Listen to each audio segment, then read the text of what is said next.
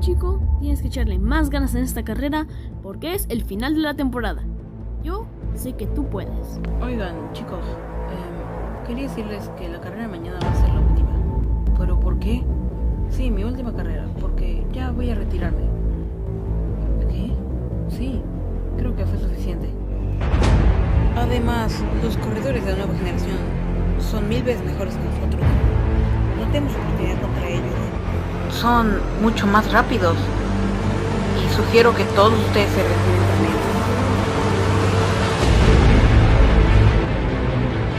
¡Ay, Lick! El que busca encuentra. La verdad, yo quiero que dispare bien, ¿no? Sí. ¡Sácalo! ¡Es muy lento! Dispare, no se escuche. Dispare, mira cómo todos te quieren. Le dieron a mi esposo la iglesia.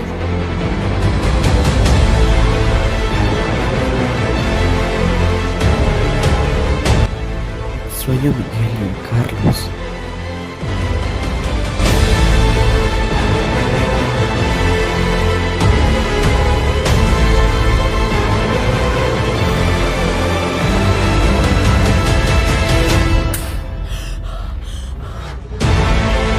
Dispare, estás vivo. Creí que estabas muerto.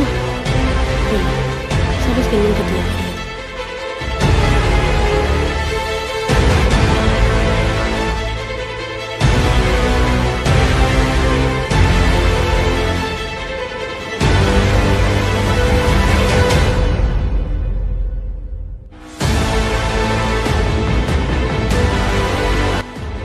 Tienes un gran talento.